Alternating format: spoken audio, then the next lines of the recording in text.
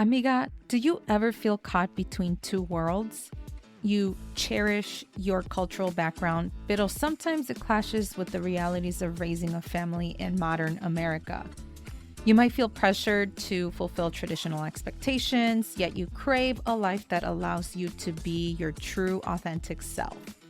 If you're a Latina mom nodding your head right now, I see you and I get it. Balanced Motherhood is more than your average mommy coaching program. It's a supportive comunidad designed specifically for you. I understand the unique challenges you face navigating between generations and culturas while forging your own path as a mama. Stop feeling like you have to choose between your roots and your future. Balanced Motherhood empowers you to create a life that celebrates your heritage, embraces your motherhood journey, and prioritizes your own happiness. Spots are limited. Don't miss out on this opportunity to connect with a supportive community and create a more balanced life. Visit the link in the show notes to join the waitlist for the next Balanced Motherhood cohort. I can't wait to meet you. Hola, hola, amiga. On this week's episode, we welcome Arianna Taboada again to the show. If you haven't yet heard our first conversation with her, which was episode 41, Arianna is the founder of The Expecting Entrepreneur, a consulting firm that helps entrepreneurs design parental leave plans that meet their business model and personal needs. On this week's episode, we cover a wide range of topics from deciding when it's the right time to return to work after parental leave to handling the mental shift between professional roles and motherhood. We address the financial and emotional implications of these life-altering phases, uncovering strategies for new and experienced mothers alike. Throughout the conversation, Arianna provides tips on how to navigate this transition, stressing the importance of support, setting boundaries, and addressing the emotional implications of these decisions. I love how Arianna underscores the importance of effective planning ahead of time, seeking help, and addressing individual needs as you prepare towards the end of your maternity leave. Whether you're contemplating the balance of work and parenthood, or you're a seasoned pro looking for a fresh perspective, join me as Arianna brings wisdom, clarity, and a comprehensive understanding of the complex world of maternity leave. No te pierdas this insightful conversation. Welcome to the Viva la Mami podcast. I am your host, Jessica Cuevas. I am a mother of two on a mission to help redefine the meaning of motherhood as a modern Latina mom. Motherhood can be a complex journey, interwoven in two identities that often make us feel ni de aquí ni de allá. Viva la Mami is committed to providing you with knowledge, tools, and support to navigate the challenges and triumphs of motherhood as Latina moms. On the show, we'll be discussing culturally relevant topics that will help inform and empower you in whichever season you are in on your motherhood journey. We'll be joined by Latina moms, experts and professionals who can offer advice, practical tips, relatable stories, and honest conversations. So bring your cafecito as I invite you to be a part of this space as we create comunidad about the exciting and challenging parts of being a mommy. Ahora, vámonos.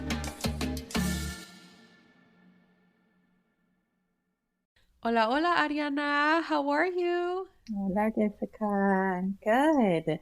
Good to be back here with you. Yes, thank you so much for being here again. For the listeners who haven't had a chance to go to our first interview with you about how to prepare for maternity leave, I really encourage you to listen to that episode, which I'll put it in the show notes. But this episode, this conversation will be specifically about how to prepare after your maternity leave. So it's almost like you're kind of done with your leave. Okay, what does that look like? And so being that you are an expert about all things parental leave for mamas, for parents, for entrepreneurs, I'm like, I need to have Arianna again. And that way you can better inform us about what it's like once you're done with your parental leave. And so the first question I have for you is there a specific time to go back to work after maternity leave, like what are the usual recommendations that you typically inform your clients? Yeah. So this is like the golden question oftentimes of like how, especially for first time parents. So I just wanted to frame the reality in the States that, there are over 100 million people, working people who don't have access to even a day of paid leave. And so a lot of people are having to make choices around leave under very hard circumstances. And many people go back to work within like 10 days of having given birth. So like, Wow. 2 working weeks. As you can imagine, low income workers, gig workers, communities of color are particularly hard hit. And Latinas are overrepresented in that statistic of going back to work within 10 days. With one thing to keep in mind is sometimes quote unquote knowledge workers, so people who have professional degrees or college degrees or who are working outside of service jobs, then you will often hear kind of 12 weeks referred to as like, oh, that's the normal time. 12 weeks is aligned with the Family Medical Leave Act, but it's not actually based on any data that we have around what recovery time is like. So our research indicates that 6 months is the optimal time because it includes time for postpartum recovery for those who gave birth. It covers bonding and early infant attachment, which it can be particularly important for those who are breastfeeding. And it also, those 6 months, there's been some really interesting research around how it correlates to workplace productivity upon return.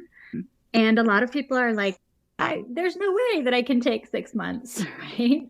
Yeah. So I default back to like, take as much time as you have available. Sometimes that might be 10 days.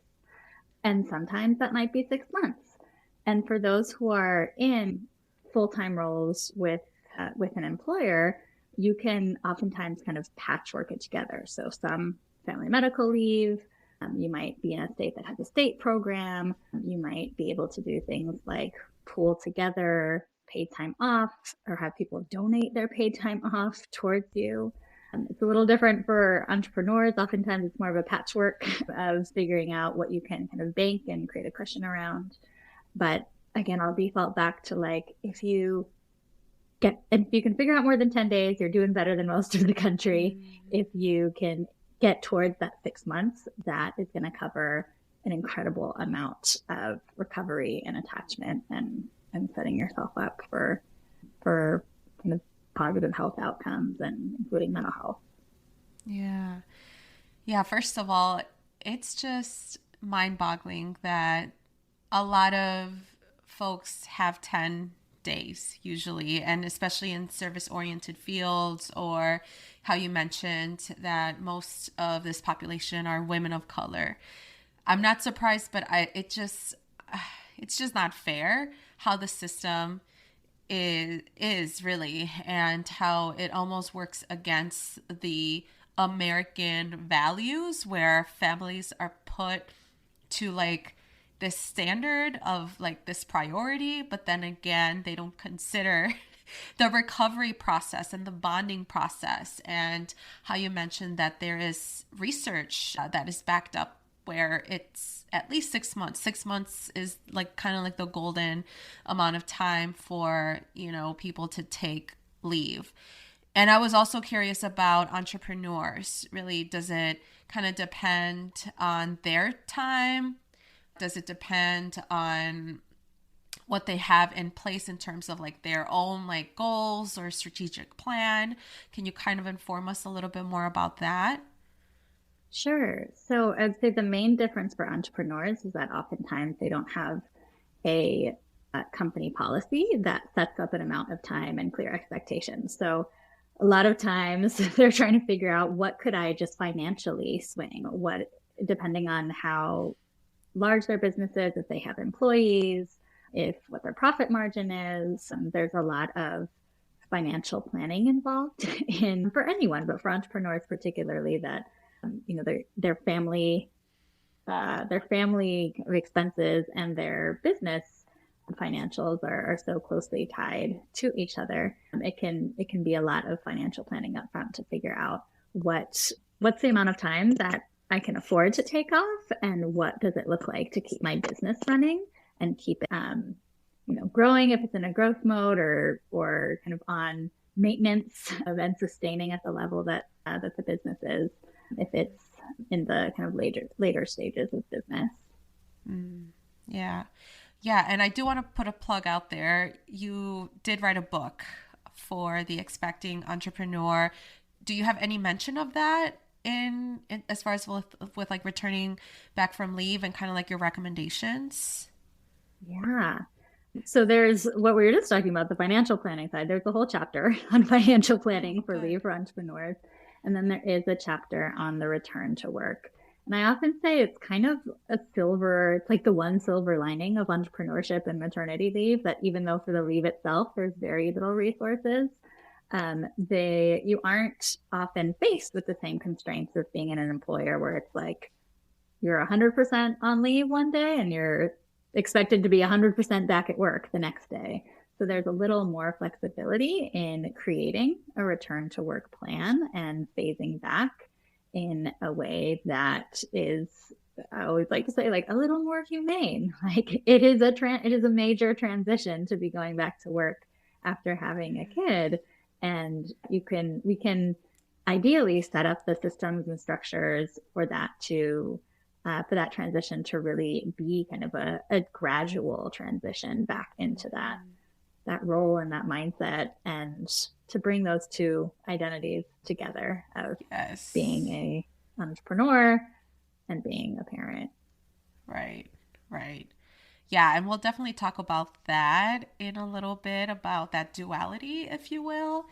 But as far as with when one is kind of like at the end of their leave, and I think for me personally, I decided not to go back to my 9-to-5 job days before the end of my parental leave. But good thing I was able to take personal time off, which extended to 30 days. So it kind of allowed myself to really reflect and think whether if I should return to work or not. And I ended up not returning back, which I'm glad I did, but we're also in this very unique situation as well in our lives where we were able to do that because we no longer have a mortgage necessarily. We bought an investment property and we're kind of like house hacking, if you will.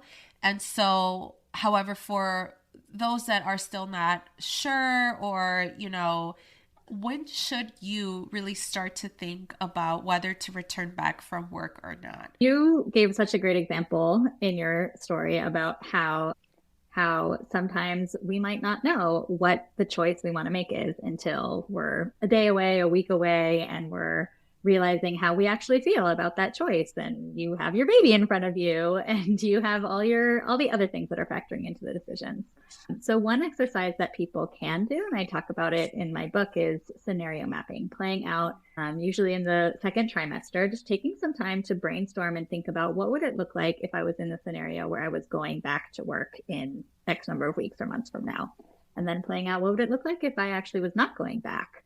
And there's other options too of what would it look like if I went back on the job market? What would it look like if I looked for a part-time role? And so giving yourself the chance to like imagine what are the actual options here, because sometimes we fall into the binary of like, I either go back or I don't, and I have to make a decision about it like now, or I have to figure out what it is that I'm going to do. And that can be really hard when you're in a situation with lots of uncertainty and lots of changing factors that might affect what you ultimately figure out is right for you and your family. Right. I appreciate you sharing that you wrote a piece in your book about that, because I think oftentimes we get influenced by like people, especially as Latinas, and I hear it both ways. I was a working mom with my first, I went to work after my maternity leave, and I worked there up until now, right now that I had my second. And so I know what that's like in terms of returning back to work and then deciding not to. And for me, now that I have two, things are a lot different. And I can't even imagine going back to work with two. Kudos to all the mamas out there, because I don't know how they do it with navigating, like, just going back to work, but also taking care of two children, making sure that they end up wherever they end up going, whether if it's with the abuelitas or daycare, school, whatever. And yeah, that in itself just is very overwhelming. And yeah, and I think that there needs to be more support for working moms just in general, but that can be another conversation to have. You mentioned about this identity, right, as working professionals, but also as moms. And so, how can we be ensured that moms are well supported after maternity leave? Yeah, so this is a topic that I absolutely love. And I actually, after writing the book, I ended up developing out a whole course on a mindful return to leave specifically for entrepreneurs. But I have a partner who also offers a course for for Spanish speakers, for people in the UK. And so I'm happy maybe we can drop a link to that in the show notes for people who are Absolutely. explicitly looking for support around the return to work. And there's 5 things that I often lift up as kind of key pillars of thinking about that return to work after maternity leave.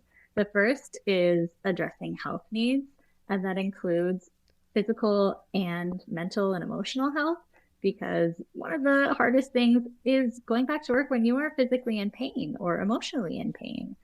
And so finding ways to, I know, like you said, the logistics of it can be crazy, but if you're having pain, to get it looked at, to get it checked out, to work with a pelvic floor physical therapist if that's what you need, to figure out how you might access mental health care that would be supportive, and figuring out how to weave that into a work schedule, for example. So that's the first thing. The second is childcare logistics. I mean, when you talked about the, the like logistical challenge of having a second child, I have a friend who often says like 1 + 1 child equals like 87 children logistically. And there's so many things to think about. So like a specific example is I often encourage people to have your first day of childcare routine, like you said, whether that's with family or at a center or with an in-home care provider, to actually do that the week before you have to go back to work, because then you have a chance to like test out the routine, and your kid can have a little bit of time to adapt, and you can have a little bit of time to adapt. So that's the second. The third is support generally. And that might look like at a community level, like being in a new parent group, but it might also be at work. I know one of my biggest lifelines has been working parent community, and knowing that there's kind of a group of people who I can talk to in a work context about some of the parenting things. So it's less of a like dividing line between work things and home things. And they weave together, and being able to show up as a parent in a work context. And the last 2 are knowing your boundaries for yourself and being able to communicate those in a work setting, and also with family. And then the last is really just honoring the transition time.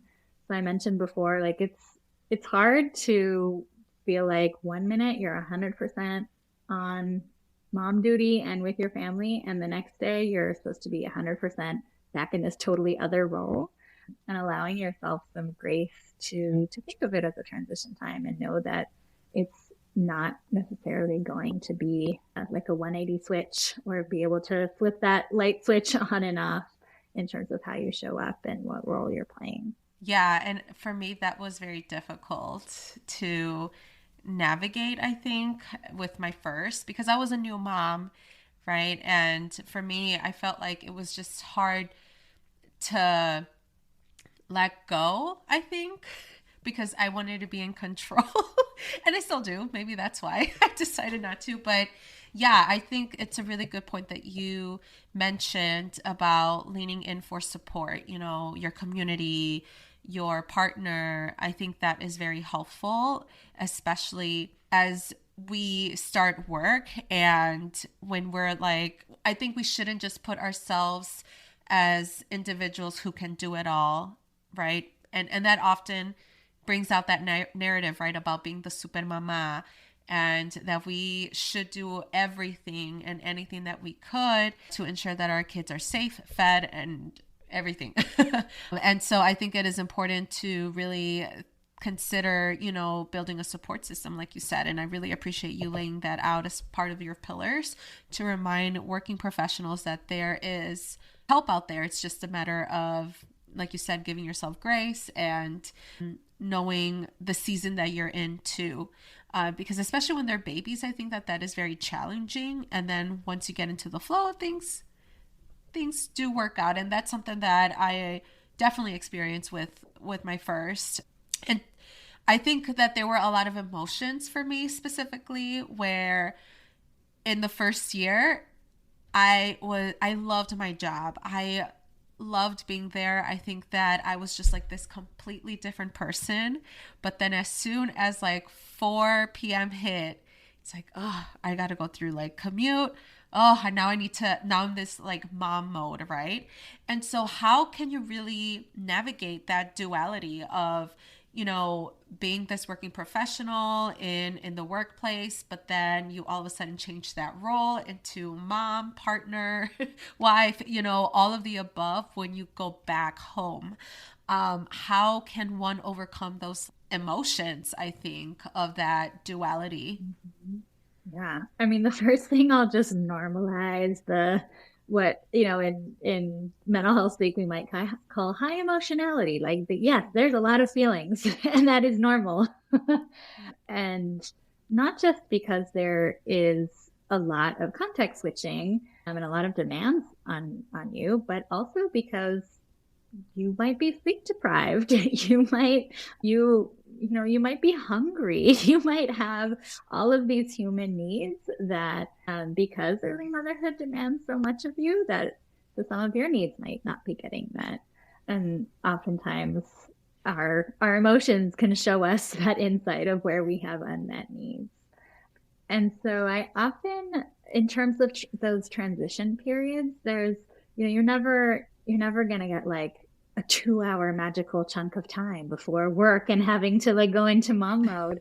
So looking for the micro moments is something that I often think about, for whether that's like the 2 minutes where you get in your car and you have not started driving yet, and you're just like, I am going to take a deep breath. And that is kind of my transition moment.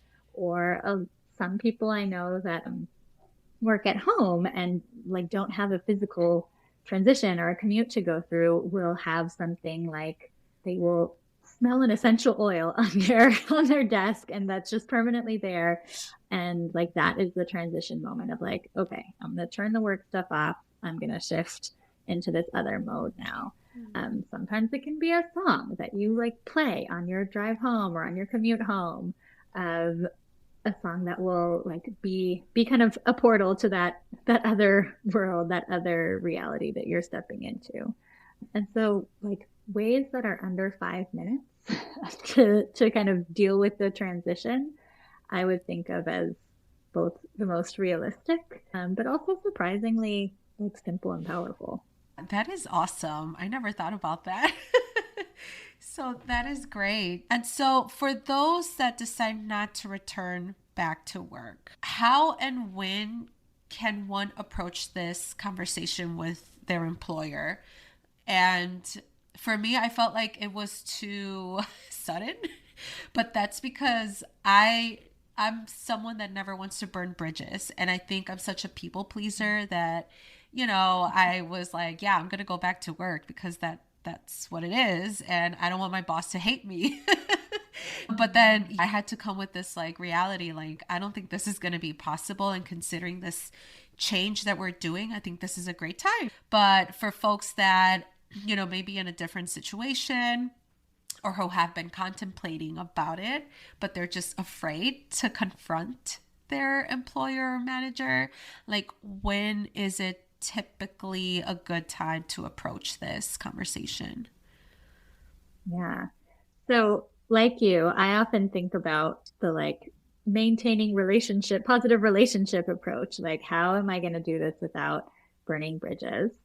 And in that case, I often try and put myself in their shoes of like, what is the way that I could let them know that considers how they might react? I mean, you're not responsible for other people's emotions or reactions, but thinking through what might they need, or what questions might come up for them when I announce this news.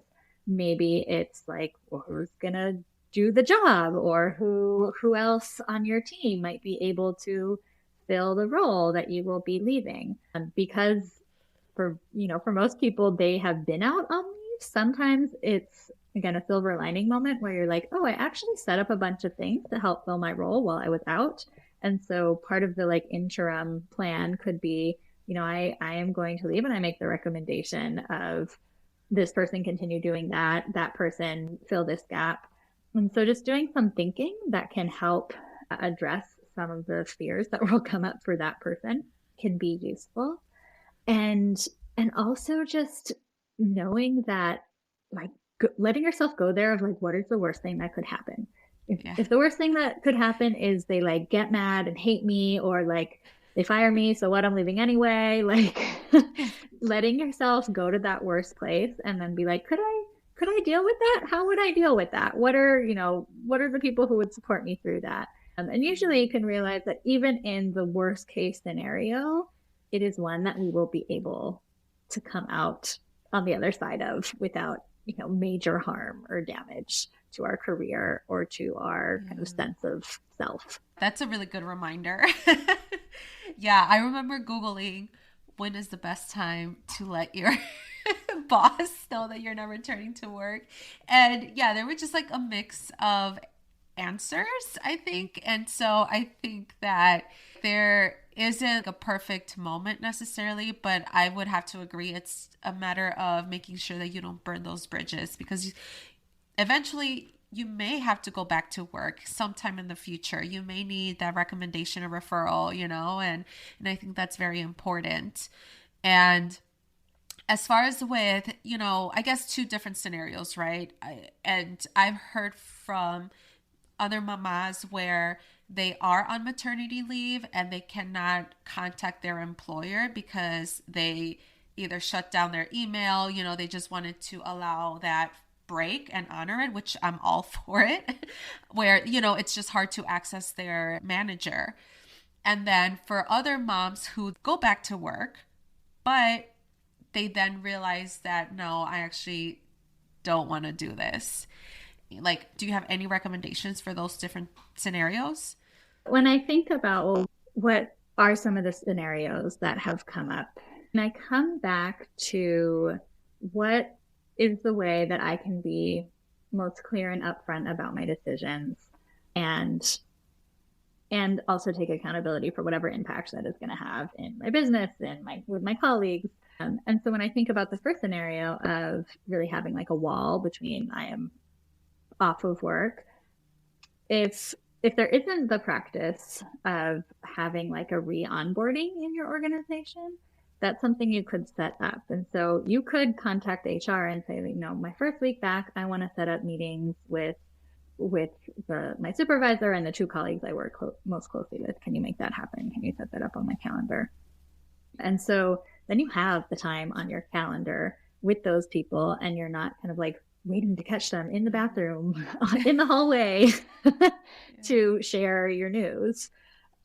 And in that other scenario of returning and then realizing, I think I'm trying to remember if I said this in the first interview we did, but most people will go through a time in their life where they are needing to care for someone else, or need to care for themselves. And so that is why we have a Family Medical Leave Act. That is why we have leave of absences. That is why you talked about the personal time you used.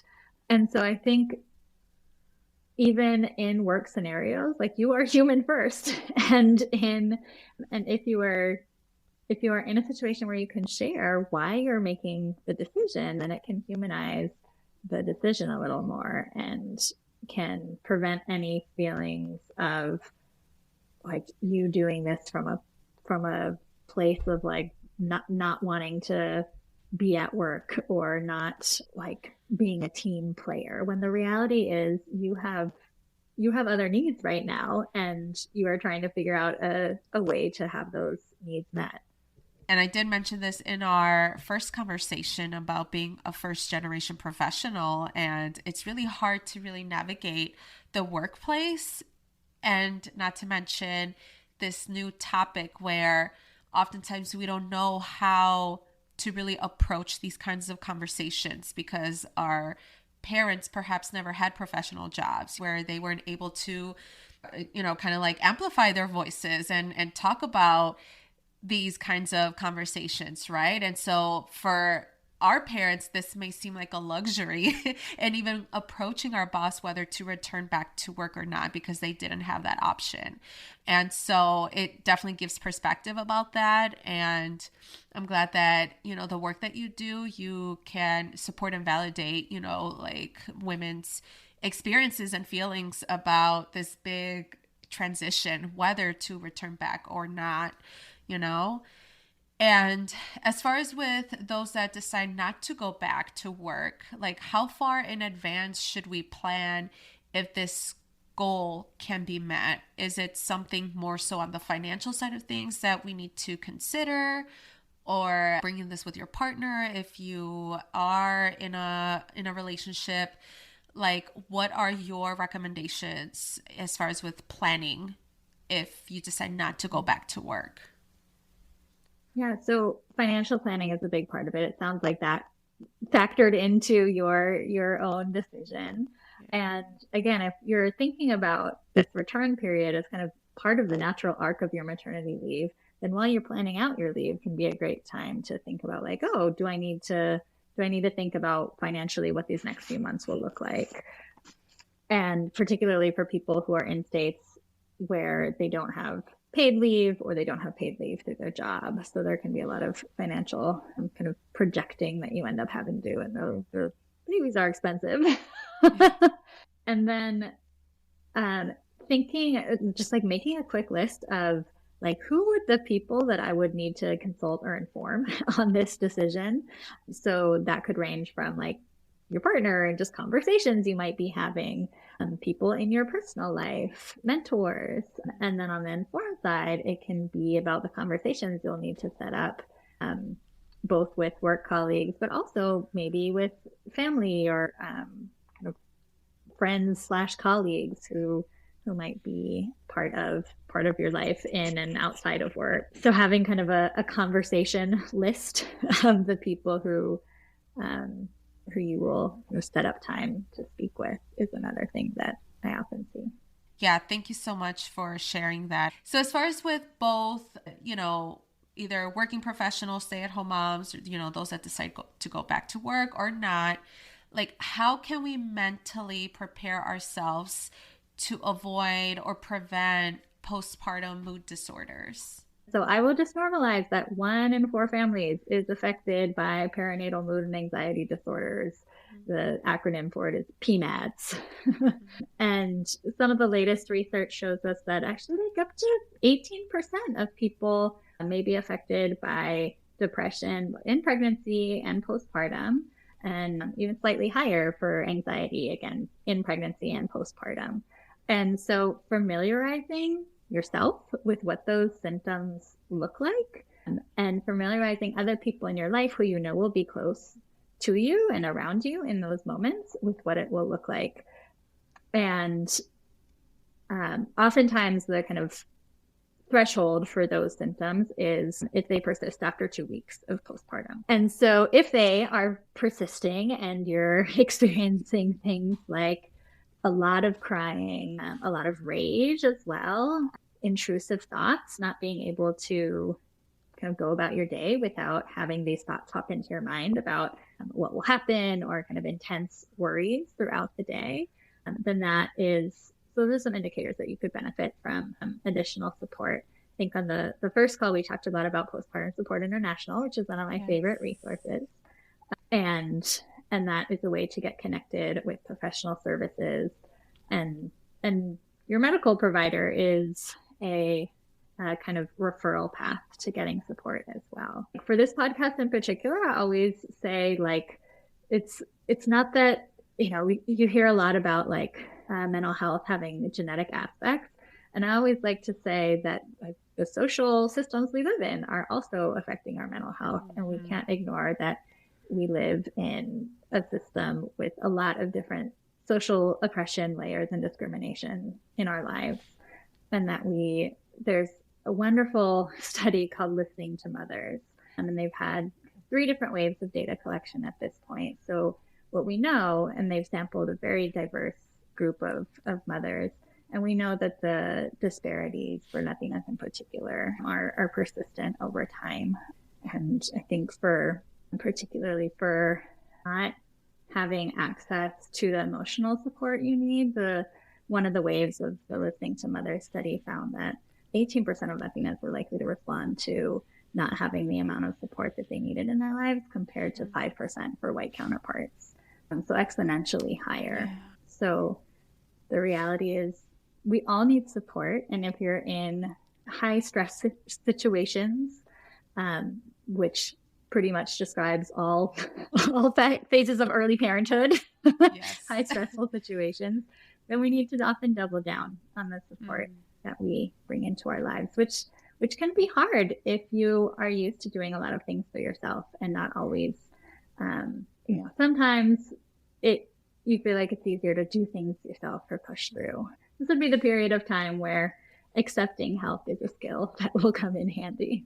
Yes, absolutely. Especially with us growing up with mamas who were always like, they always put themselves last, right? Like they always put themselves either at the back burner or their emotions, feelings, and they just like worry and prioritize on like the people in front of them. And I'm like, no, we also need to think about ourselves and prioritize on ourselves. And I'm really glad that at least in this generation, we are talking about it, right? We are normalizing that it is okay to feel this way and there is support out there.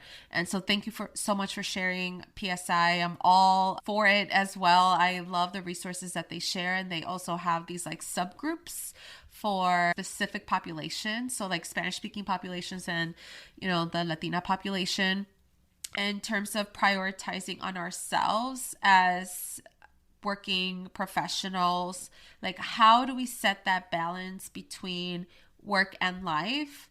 And also for those that decide to be stay-at-home parents, how do we really set boundaries between being this on-call parent 24/7 without any breaks? Like, what are your recommendations for both kind of scenarios? So I would say a key thing that, again, crosses over either of those identities as working parent, stay-at-home parent, is that we all need to find ways to prevent feelings of isolation. Like you'd be amazed at how much social interaction or work interaction you could have, and you still aren't able to find like moments of connection for yourself. And a lot of the postpartum mental health literature kind of links back to feelings of isolation. And how that can exacerbate mental health outcomes over the longer term. And the reality is our society does not have great like built-in support for new mothers. So it often means that if you are looking to create moments of connection for yourself, you have to build it or seek it out or really deliberately find ways to have that come into your life. And that social support can look a lot of different ways. So sometimes it is kind of emotional connection or support, having someone in your life who's a great listener to you, and you might play that role for others as well. And sometimes it's what's referred to as like material support or instrumental support. And that's like, who can drop off a hot meal when you need it? Who, when they are out grocery shopping, will text you and say, I'm at the store, do you need anything? And save you a trip from that, like those two missing ingredients that you otherwise would have had to go to the store for.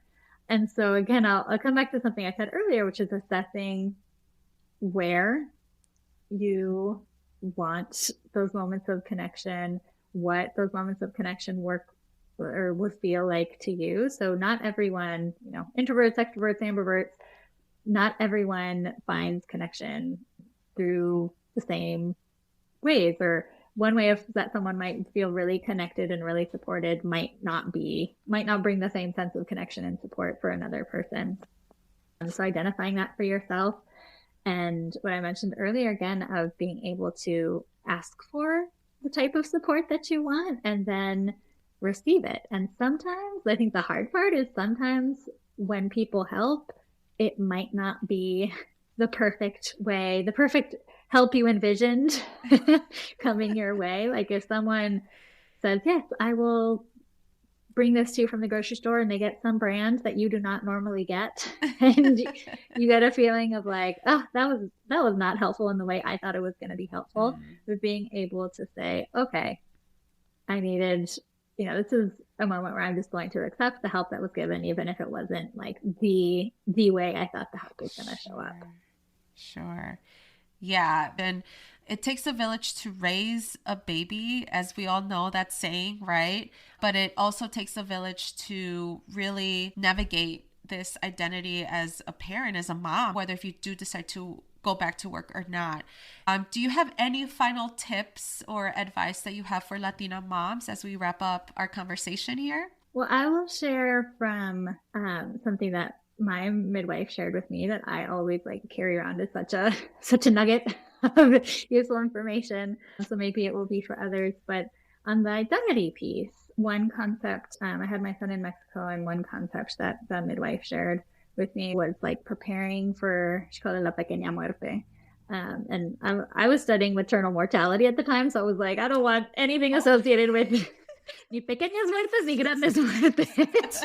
But she was like, hear me out.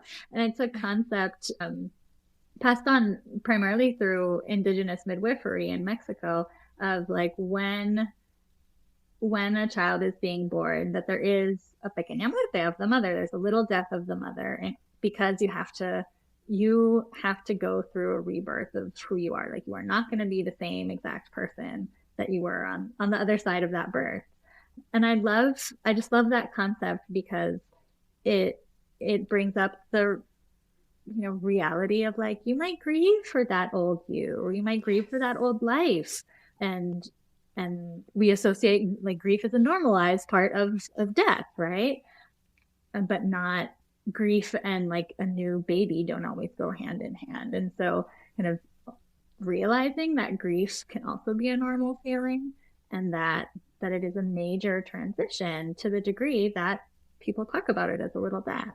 And I always just found that really helpful for dealing with all the emotions that come up with new parenthood.